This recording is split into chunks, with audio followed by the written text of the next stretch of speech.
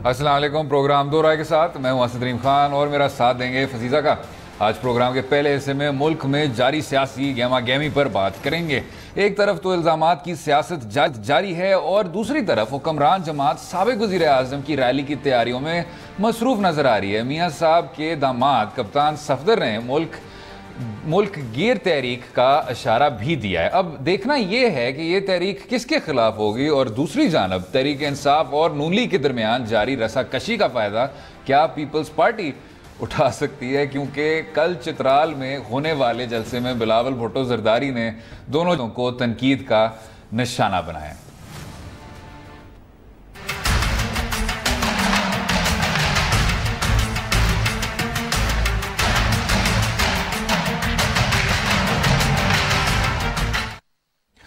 फसी भाई, कभी कभी आप ये बताएं आपने लिखा क्या वहाँ?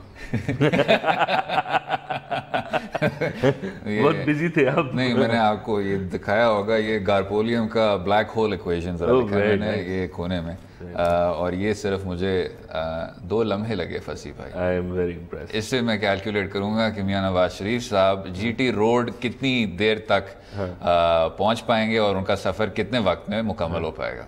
तो ये तो कोई फिबोनाची लाइन से भी आप निकाल सकते थे। मैं कर सकता था, लेकिन काश मुझे उस लफ्ज़ की समझ होती। ये जो मैं सवाल करना चाह रहा था फसी भाई, इससे पहले कि आपने जो ट्रेन ऑफ थॉट है उसको सॉरी ये कर दिया, ये वो मैं था 4 दिन से सोच रहा था इसके बारे में। हाँ, वो ये था फसी भाई कि जब हम कहते हैं कि सियासी गर्मा गर्मी हो रही है, जब सियासी गर्मा गर्मी कोई ख़ास हो नहीं रही होती और ख़बरें भी आपकी खासा ठंडी होती हैं, तो फिर आदमी बात क्या करता है? नहीं ये बात तो सही है। वैसे आज मैं यही सोच रहा था कि जो इतने डेवलपमेंट्स हो रहे हैं, हम अगर आपको याद हो फ्राइडे पे यही सोच रहे थे कि ये तो ओवरलैप वीकेंड पे ओवरलैप होंगे, ये मंडे तक ये चीज़ें रिजॉल्व भी नहीं होंगी, लेकिन संडे बिल्कुल मेरे ख्याल में पूरी पॉलिटिकल क्लास ने आज छुट्टी ली है कि आज ज़रा रिलैक्स करते हैं, स्टेमिना बढ़ाते हैं। 1-2 चीज़ें वैसे हुई है। एक स्टेटमेंट आया इमरान खान से, आपने शायद पढ़ा हो या ना पढ़ा हो, कि ये नवाज शरीफ क्या कर रहे हैं, इससे तो तबाही फैल जाएगी, ये मुल्क में इनसिक्योरिटी आ जाएगी। और वो समझे नहीं है ये कोई लॉकडाउन या धरना नहीं कर रहे हैं, ये तो सिर्फ इस्लामाबाद से लाहौर जा रहे हैं। ठीक है ना। तो एक ये ज़रा कन्फ्यूजन फैल गई थी। दूसरा वही है कि ये जो इनकी एक क्वेश्चन मार्क है कि कितना क्राउड नवाज शरीफ जमा कर सकते थे। आप अगर क्राउड को एक तरफ छोड़ दें, जो एक ये कंस्पिरेसी बनाई जा रही है, और ये सिविलियन कंस्पिरेसी हम जब बात करते हैं तो हमेशा कुछ कुव्वतों की बात करते हैं कि जी ये आप टेक ऑन कर रहे हैं, इस्टेब्लिशमेंट को आप टेक ऑन कर रहे हैं, अदालत उस्मा के फैसले को आप कह रहे हैं कि जी कोई बात नहीं, हम शो ऑफ पावर दिखाएंगे। मुझे ये कोई ख़ास इतनी भी ये पेचीदा सूरत हाल नहीं लग रही। अगर वज़ीर आज़म साहब जीटी रोड पर जाना चाह रहे हैं, साबिक़ वज़ीर आज़म साहब अगर जीटी रोड पर जाना चाह रहे हैं तो उनका हक है। इसमें बस जो वाहिद इशू आता है फसी भाई, अगर संजीदा बात कर लें एक लम्हे के लिए, वो ये है कि शहीद मोहतरमा को भी कई बार कहा गया था कि ये आपके कुछ सिक्योरिटी इंतज़ामात हैं, लेकिन उसके बावजूद वो थी अवाम की लीडर थी, उन्होंने वो कारसाज गईं और लियाकत बाग गईं, और ये मैं समझता हूँ इंतहाई नामुनासिब तनकीद की गई थी उनके ख़िलाफ़ कि उनको नहीं करना चाहिए था, और शायद वो ख़ुद कसूरवार थी जो हमें एक इतना बड़ा फिर जो हमला हुआ था उन पर। मियाँ नवाज शरीफ साहब के जो कुछ चाहने वाले हैं वो भी ये बात कर रहे हैं कि जी देखें, इधर फिर भी एक प्रेवलेंट सिक्योरिटी रिस्क है, और जब सिक्योरिटी रिस्क होता है तो आपको तमाम अमूर पर नज़र रखनी चाहिए और सबसे कंजर्वेटिव आपको लाहे अमल अपनाना चाहिए। नहीं ये बात सही है, लेकिन इसमें मेरे ख्याल में अगर वो ये रिस्क ले रहे हैं, आप नोइंगली ये काम कर रहे हैं, तो वो तो एक लेवल ऑफ एक्सेप्टेंस उनके लिए ये काम है कि वो कह रहे हैं कि ठीक है, तो वो इसके साथ आगे निकल जाते हैं। अगर सिचुएशन और होती कि जो ये काफिला है, अगर ये किसी तगड़ी ऑपोजिशन एरिया से गुजर रही होती और वहाँ कॉन्फ्लिक्ट का चांस होता, तो फिर मैं शायद ज़्यादा एग्री करता कि नहीं करना चाहिए। लेकिन अगर इन्होंने खुद ये असेसमेंट की है कि ये, बिकॉज फ्रेंकली आजकल आप जो भी कर ले पाकिस्तान में एक लेवल ऑफ अननोन तो होता है, जो भी पब्लिक फेसिंग इवेंट होता है। तो आप कह रहे हैं करना चाहिए? नहीं, मैं ये कह रहा हूँ कि अगर उन्होंने खुद ये रिस्क असेस किया है और वो समझते कि ये ठीक है, तो I think he should go ahead with it. इसमें अगर कोई वीकनेस है या डाउन साइड है, मेरे ख्याल में वो सबसे ज़्यादा तो नवाज शरीफ के लिए ही है।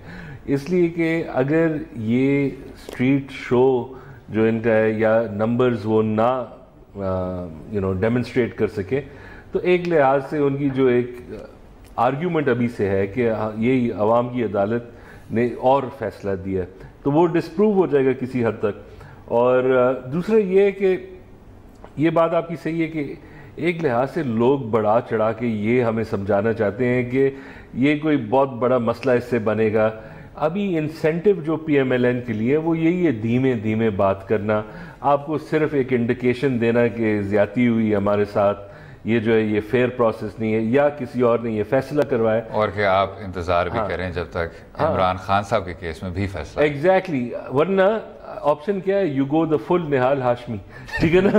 तो वो तो बहुत दूर की बात है। You understand what I am saying. और निहाल, जब व्हेन यू गो फुल निहाल हाशमी, तो उसमें ये भी होता है कि आपको फिर अगले दिन अदालत उज़्मा को जवाब भी देना होता है। Absolutely agree. जब आप डराने धमकाने पे आ जाते हैं। लेकिन उन्होंने कहा कि मैं ये नहीं चाहता कि अदारे आपस में क्लैश करें, मैं सिर्फ ये चाहता हूँ कि ये जो साजिश है उसको मैं सबके लिए, ये तो वो चाहते हैं सबको मैं नुमाया कर दूं। नए दोस्त इदारे वो जरा क्लैश में आ जाए, वो इनका फायदा है। अभी ये कौन से दोस्त इदारे फजी भाई, आपका किस तरफ इशारा है? दोस्ती फैल गई है, अब बताइए ना जरा। बहुत फ्रेंडशिप्स है। अच्छा, हाँ, department of agriculture and water works जो है ना, इतने क्लोज हो गए हैं, you have absolutely no idea.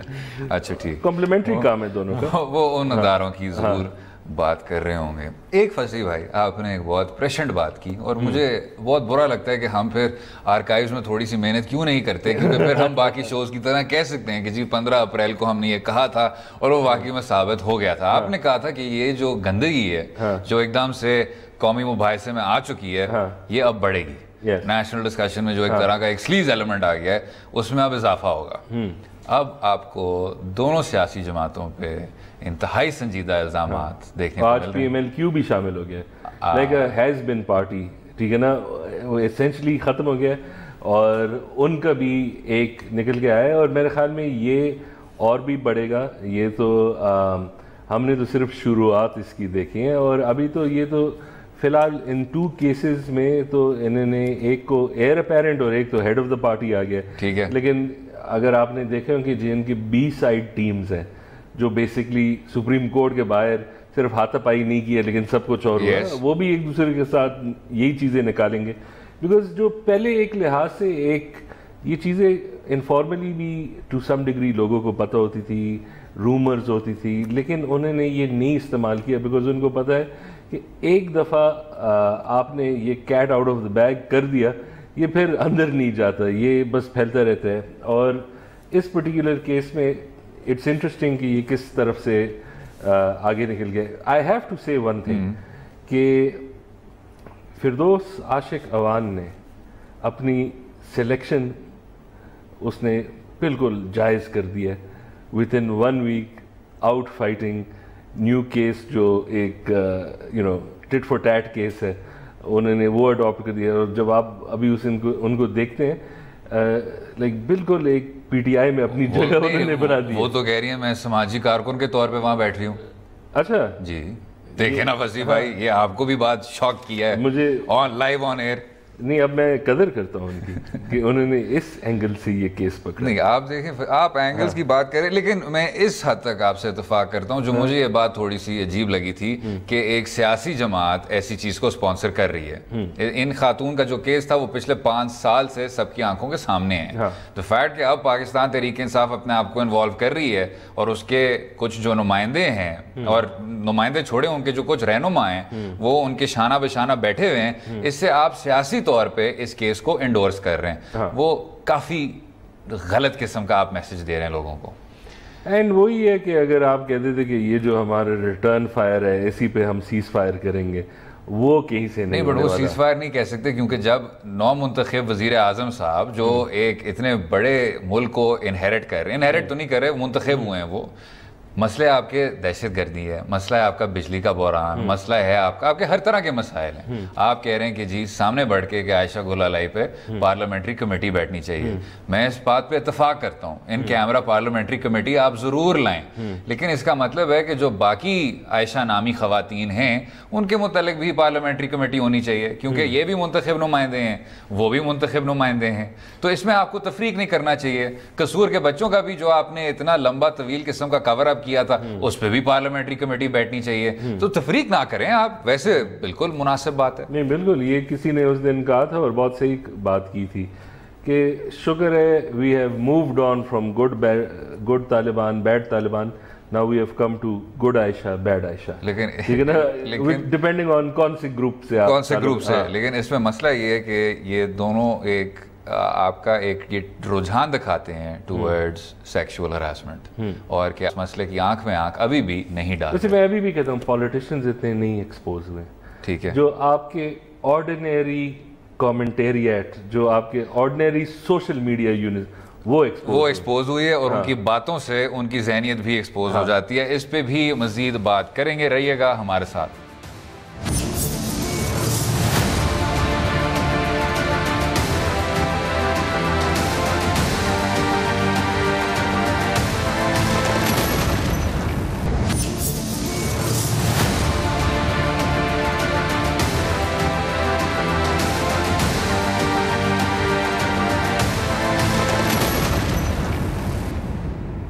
Welcome back to दो राय। मुल्क में सियासी दर्जा हरारत अरूज पर है, लेकिन उसका जो दर्जा था वो मजीद अरूज पर गया जब बिलावल भुट्टो जरदारी साहब मैदान में आए। सुनते हैं। खान साहब, कहां है आपकी तब्दीली? नया नया नया, क्या नया कर दिया है आपने? सुनो चाचा सुनो, 2018 मेरा पहला इलेक्शन और आपका आखिरी इलेक्शन हो। मियां साहब, आपने नजरियाती तो क्या बनना था, आप तो नजर आती भी नहीं रहे। तख्तियां लगाते लगाते आखिरकार उनका तख्ता हो गया। फसी भाई, बतौर एक तरक्की पसंद आदमी, आपके चेहरे पे फख्र है या तकलीफ है? मुझे समझ नहीं आ रही। आई थिंक ये डायलॉग्स तो ज़बरदस्त है। ठीक है, if you think about it in are सिलसिला जुगत बागजी, इसमें ये काफ़ी अच्छे लाइंस हैं। डिलीवरी इनकी ज़रा वीक है, ये एक मसला है और रहेगा, लेकिन खुशी हुई कि कम से कम ज़रा कंपटीशन तो आया सिस्टम में। अभी तो जो और दो मेन पार्टीज़ हैं वो तो they are probing the depths. इससे बेहतर नहीं है कि हम ऐसे बातें सुनते हैं। वैसे इसमें कोई शक नहीं है, ये थोड़ी बहुत लेविटी तो दी है इसमें। और इसमें ये भी आप बात कर सकते हैं कि जब हरासा का केस हुआ, मुस्लिम लीग काफ पे हुआ, पाकिस्तान तहरीक इंसाफ पे हुआ, पाकिस्तान मुस्लिम लीग नवाज का एक लंबा सिलसिला है, लेकिन पाकिस्तान पीपल्स पार्टी फिलहाल इस चीज़ से बिल्कुल महफूज है। और जो भी 2-3 केसेस आई एम श्योर वहाँ भी होंगे, because this is a very wide spread problem in Pakistan. लेकिन जो 2-3 केसेस हमने जो लेटेस्ट लीक्स हुए हैं उसमें पीपीपी का फिलहाल नाम नहीं आया। और नहीं, असेंबली फ्लोर पे देखा, एटलीस्ट इन्होंने अच्छे तरीके से रिएक्ट किया, वो मसला जो है किसी हद तक एड्रेस कर लिया था। बिल्कुल ठीक। अब आप वैसे एक और चीज़ जो मुझे जहन में आई थी और मुझे बहुत पसंद आई थी, अक्सर आप कहते हैं कि मैं हिंट देता हूँ कि कुछ कंस्पिरेसी तो चल रही है, ठीक है ना, लेकिन एक बंदे जिसने एक्नॉलेज किया ना, उस पर मुझे बहुत हंसी आई। मुशर्रफ साहब खुद सोचते हैं कि ये कंस्पिरेसी है, और उन्होंने उस दिन ऐसे बयान दिया, उन्होंने कहा कि यार अगर आपको इमरान खान ही नाफिज करना है तो मुझे मैं तो किसी खाते में नहीं हूँ मैं। नहीं, बात सही है आपकी, लेकिन परवेज मुशर्रफ साहब आपको पता है हर नुक्ते पे बाहर आके कहते हैं कि जी आपको मार्शल लॉ नाफिज कर देना चाहिए और कि आपकी जो आमरीत है वो जमहूरियत से बेहतर है। हम जब बात कर रहे थे फसी भाई, पिछला सेगमेंट जब खत्म हो रहा था, वो ये था कि जो नेशनल कॉन्वर्सेशन है वो एकदम से गटर तक क्यों पहुंच गई है, और वो इसलिए क्योंकि आपने कुछ संजीदा माशरे के जो मसाइल हैं उनका सही तरह सामना नहीं किया। और जो सबसे बड़ा जो मेरे ख्याल से उस फहरिस्त में है सबसे बड़े मसाइल में, वो आपकी हरासमेंट का बतौर इशू है, बाकायदा इशू है। एक्सक्यूज, इसमें एक और चीज़ भी है, अगर हम आर्ग्यूमेंट जो अभी तक परसिस्ट कर रही है उसे देख लें, उसमें एक जो चीज़ नुमाइंदा है वो ये है कि कुछ लोग आर्ग्यू करें। अब तो 2 बड़े केसेस आ गए हैं। सो हम फर्स्ट वाले पे देखते हैं, जो पीटीआई यूथ एंड जो कुछ उनके जो पार्लियामान है उन्होंने बात की है, वो बात ये करते हैं, और हम ये नहीं कह रहे कि कौन सच बोल रहा है कौन झूठ बोल रहा है, हम सिर्फ ये कह रहे हैं कि उनका एक ऑब्जेक्शन ये है कि अगर ये मसला हुआ था इनके साथ तो ये पार्टी में क्यों रही 4 साल, ये अपना टिकट क्यों हासिल करना कोशिश करी। तो इसका एक जवाब ये होता है कि हम अगेन यही देखते हैं कि हम ये नहीं कहते कि कौन राइट है कौन रॉन्ग है, लेकिन अगर किसी केस में अगर कोई बुरा आदमी आप उसे कत्ल कर दें या आप उसे गोली लगा दें, इसका ये मतलब नहीं है कि अब उसका इंसाफ उस केस में नहीं मिलेगा। ठीक है। अगर आप किसी को क्रिटिसाइज करते हैं इसी एक पॉइंट पे कि आप उनके किरदार या परफॉर्मेंस या अपॉर्चुनिज्म की बात हो और आप उस पर शक जाहिर करें, इसका ये मतलब नहीं है कि जो उनके साथ हुआ वो जायज़ था, बिकॉज वो इसलिए नहीं हुआ कि वो किसी इनफॉर्मल इंसाफ कोई कर रहा था। ठीक है, लेकिन एक लिहाज से भी नहीं एक आपने बहुत दिलचस्प ट्वीट शेयर किया जो किसी और का, जिसमें कहा गया कि फातिमा जिन्ना साहिबा से मलाला तक वो कौन सी खातून है जिसको राइट विंग ने नहीं डिमोनाइज किया, और आगे से उनको जवाब मिला आफिया सिद्दीकी साहिबा, उनको नहीं, आफिया सिद्दीकी साहिबा को छोड़ के डिमोनाइज नहीं किया, लायनाइज किया। अगर आफिया सिद्दीकी साहिबा का केस आप एक साइड पर रख दें, ये जो एक पूरी फहरिस्त आपको दी है, ये वो क्या चीज़ है जो इंस्टिंक्टिवली लोगों को उजागर कर देती है कि जी हम हमला करें, something has to be wrong. आपने शहीद मोहतरमा पे भी किया, नुसरत भुट्टो साहिबा के मुतालिक आपने पैम्फलेट्स भी एयर ड्रॉप किए। अब जब कोई खातून इल्ज़ाम लगाती है तो तमाम सियासी जमातें हमला करती हैं और अपने फ़वाइद के लिए फिर उसी केस को एक्सप्लॉयट करती हैं। तो आप इन चीज़ों को बराबरी से तो नहीं देख रहे ना? हाँ बिल्कुल।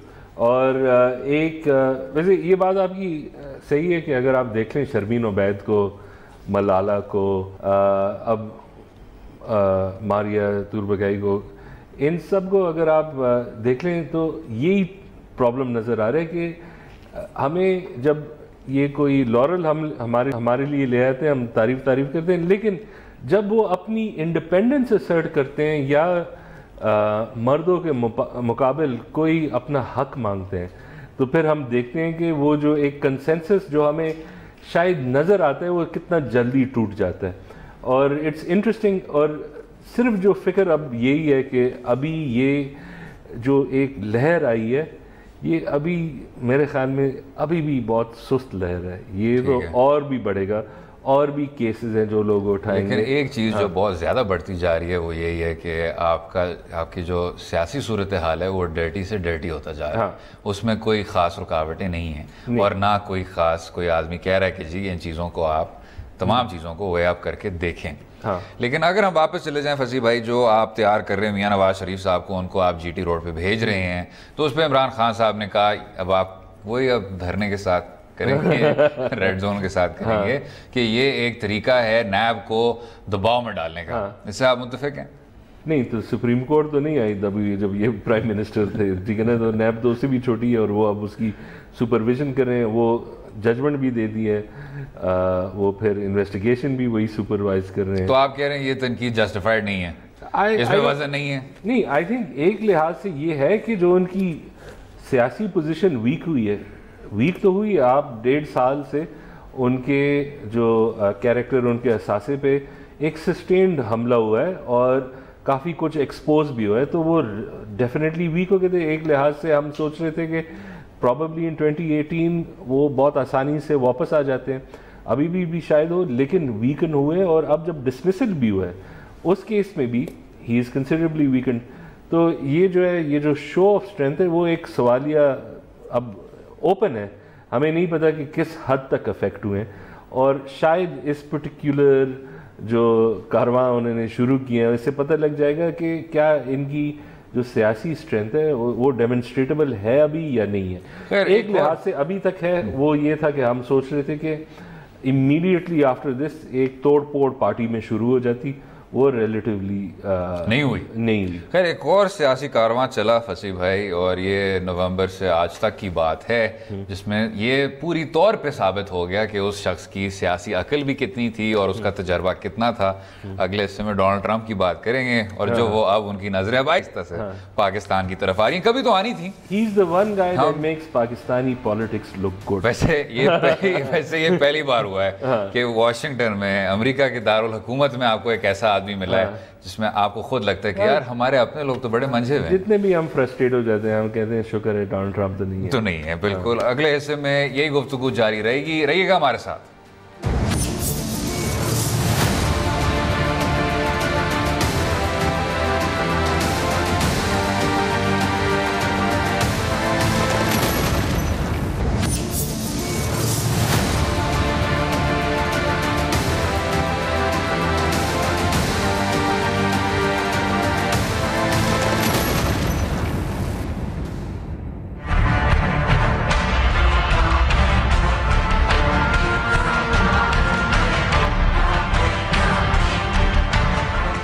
वेलकम बैक टू दो राय। अब बात होगी एक इंतहाई मंजे हुए सियासतदान की। डोनाल्ड ट्रंप की बात कर रहे थे और उनकी अब नज़र आहिस्ता आहिस्ता से पाकिस्तान पे पड़ गई है। बात करेंगे डोनाल्ड ट्रंप की, जिनकी अमेरिका में दिन ब दिन मकबूलियत तो कम हो रही है, मगर साथ साथ उन्होंने पाकिस्तान पर बहुत संजीदा किस्म के इल्ज़ामात भी लगाए हैं। उनके मुताबिक पाकिस्तान की अस्करियत पसंदों के खिलाफ कार्रवाइयाँ दोहरा मेयार है। इस हिस्से में बात करेंगे कि क्या वजह है कि अमेरिका का डू मोर का मुतालबा मुस्तकिल मुतालबा बन गया है। फसी भाई, डोनाल्ड ट्रंप जब मुंतखब हुए थे, आपने वैसे सोचा था ज़रा ये हुआ क्या है? ये तो मुझसे तो रहा नहीं गया कि क्या हो गया, ये तो दुनिया बदल गई। The universe has changed. No it has. और हम देख रहे हैं एक लिहाज से जो आपको लग रहा था जीतेंगे। हाँ, मैंने तो प्रेडिक्ट किया था। आपने प्रेडिक्ट कर लिया था? हाँ। तो ये वो वाला ही सेगमेंट हम कोई चला लें फिर। मैंने फेसबुक पे किया था। अच्छा, फेसबुक पे किया था। हाँ। ठीक है। वो सिर्फ ये चीज़ थी कि उस खैर that wasn't the real reason he one, लेकिन मेरा जो रीडिंग था वो ये था कि ये आदमी, इसने कैंपेन में क्या कुछ नहीं कहा। और अमेरिका में बहुत बड़े नंबर ऑफ, जब वो पोलिंग करते थे, लोग से पूछते थे कि आप किसको वोट दे रहे हैं, तो वो कुछ कहते थे हिलरी, कुछ कहते थे ट्रंप, लेकिन बहुत बड़ा परसेंटेज था कि मैंने डिसाइड नहीं किया। और मेरे जहन में ये बात आई, अगर इसने ये सब कुछ कर लिया और आपने फिर भी डिसाइड नहीं किया, मतलब आपका दिल ये कि आप इसे वोट देने चाहते हैं लेकिन बताना नहीं चाहते, बिकॉज वरना वो क्या करता कि किसी को डिसवेड कर लेता। और ये कि आखिरी हफ्ते में 90% लोग, न्यूयॉर्क टाइम्स के जो पोल थे जो कह रहे थे 90% लोग हिलरी क्लिंटन को वोट देंगे। हाँ। या 90% चांस है कि हिलरी क्लिंटन सदर मुंतखब हो जाएं, और इस बेचारे का कोई केस नहीं है। वैसे एक और चीज भी है, जब पोलिंग होती है, पाकिस्तान में भी पोलिंग होती है, गैलप करती है, वो गैलप भाई, यू पिल दैट, 2-3 और भी करते हैं, ठीक है ना। ठीक है, हम जो भी क्रिटिसिज्म कर सकते हैं, लेकिन अगर आपको कॉल आ गई और एक रिलेटिवली पर्सनल सवाल आया कि आप वोट किसको देंगे, ठीक है, इसे या इसे, और आपका दिल का कि मैं तो इस दफ़ा फजल रहमान को दे रहा हूँ, ठीक है, आपको अंदाजा है कि जिस बंदे ने आपको कॉल किया है वो शायद ये बात ना पसंद करे, आप कहेंगे अनडिसाइडेड, आप अनडिसाइडेड कहेंगे। अच्छा चले, अगर आप लेकिन इस पे आ जाएं, डोनाल्ड ट्रंप पे आ जाएं, एक बात ज़रूर है कि जो पाकिस्तानी हुक्मरानों का मॉडल था, बेशक आप उसको नवाज शरीफ मॉडल कहें या भुट्टोज का मॉडल कहें, ये मुझे बहुत बात अच्छी लगी कि डोनाल्ड ट्रंप ने उस मॉडल को अपनाया। यानी जो भी थोड़ा सा भी संजीदा मामला है जिससे अमरीकी हुकूमती कोई कार्रवाई जुड़ी हुई है, उसमें इनका कोई ना कोई रिश्तेदार उसकी वो सरबराही कर रहा है। ये मेरे लिए एक बहुत अच्छी बात है, क्योंकि बार बार हम कहते थे कि भाई 60 की दहाई में एक वो JFK था जिसका भाई अटॉर्नी जनरल लग गया, उसके बाद एक बाप बेटे थे ये बुश साहिबान, लेकिन उनकी सदारतों के बीच भी 8 साल का वक्फा था। लेकिन यहाँ तो जनाब एक बेटा रूसियों से मिल रहा है, दूसरा जो दामाद है वो मिडल ईस्ट में अमन लाएगा, जो बेटी है वो टेरेसा मे के साथ मीटिंग्स करती है। ये एक फैमिली एंटरप्राइज है जनाब। बिल्कुल। मैं तो बस इंतजार कर रहा हूँ कि वहाँ वो कौन सा इंटरिम वजीर आजम होगा, शायद खकान अब्बासी साहब स्टाइल, जो बीच में सिर्फ 60 दिन के लिए लाए जाएंगे, ताकि फिर एंड में जैरेड कुशनर और इवांका ट्रंप को व्हाइट हाउस सौंप दिया जाए। जैसे इंटरेस्टिंग ये है कि अगर आप देखें जो अमेरिकी सिस्टम है उसमें उनका कॉन्स्टिट्यूशन काफ़ी पावरफुल है, वो काफ़ी ऑर्डिनरी सिटीजन भी अपना जो आइन है उसे प्यार और मोहब्बत करता है और उसे कुछ उसके नुकात ज़ुबानी याद भी होते हैं, ठीक है ना। अगर लेकिन काफ़ी कुछ जो बिहेवियर है, सियासी बिहेवियर है, वो पॉलिटिकल नॉर्म्स इस्टेब्लिश हुए हैं, बिकॉज 2 पार्टी सिस्टम है, 100-200 साल हो गए हैं, तो एक लिहाज से एक एक्सपेक्टेड बिहेवियर होता है। अब जब ट्रंप आया, शेम तो उस आदमी में है नहीं, ठीक है ना, तो इसने जो काम, ये तो बिल क्लिंटन भी कर सकता था, ये तो जॉर्ज बुश भी कर सकता था, और उन्होंने नहीं किया, इवन दो एक्सप्लिसिटली कोई लीगल उनमें कोई ऑब्स्टिकल नहीं था कि ये ना करे, ठीक है ना। इसने अब कर दिया। अब ये भी सोच रहा है कि जब अब इसकी रशिया इन्वेस्टिगेशन हो रही है, इसने ऑलरेडी बात फैला दी है कि ये तो कॉन्स्टिट्यूशन में नहीं लिखा कि मैं अपने आप को माफ भी कर सकता हूँ, बिकॉज प्रेसिडेंशियल पावर होती है लोगों को पार्डन करने का।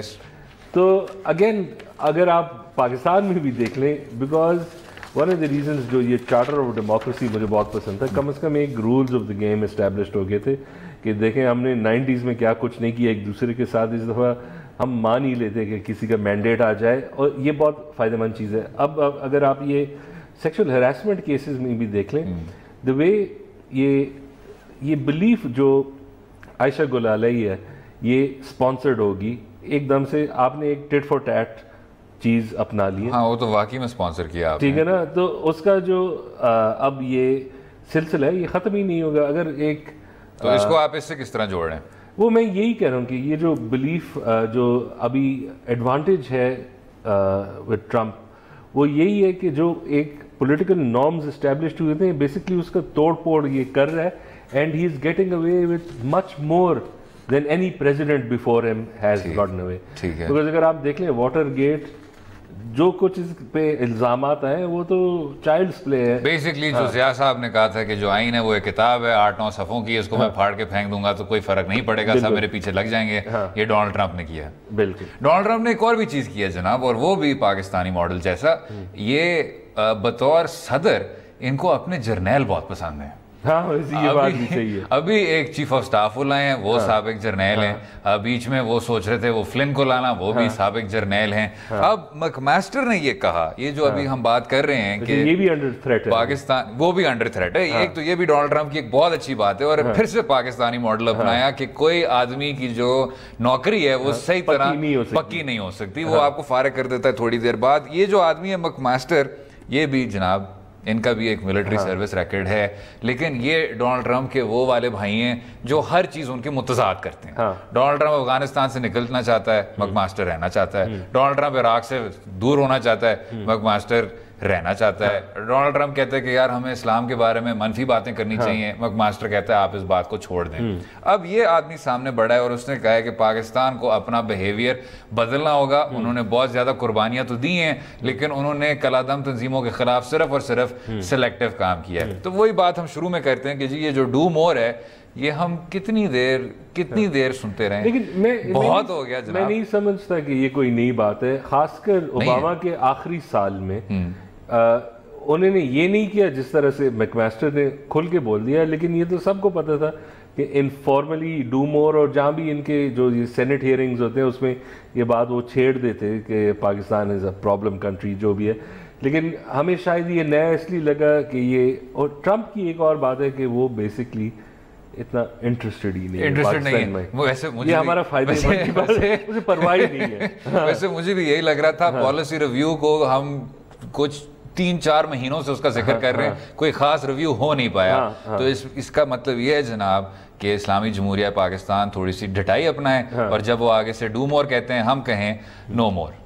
ये आपने देखा फसी भाई, आपने लेकिन इनके साथ नो मोर का भी कोई फायदा नहीं है। Let it be as it is.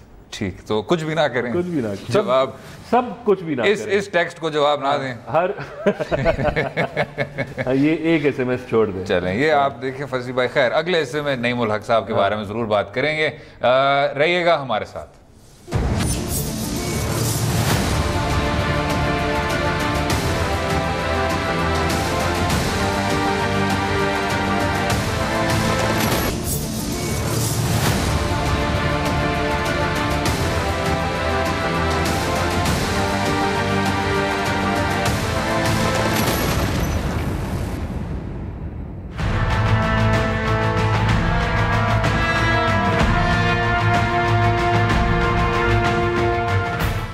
Welcome back to दो राय। आखिर में हल्के फुल्के अंदाज में पाकिस्तान में इंटरनेट की बंदिश के हवाले से बात करेंगे, जो आज 38 घंटे बाद बहाल हो गई।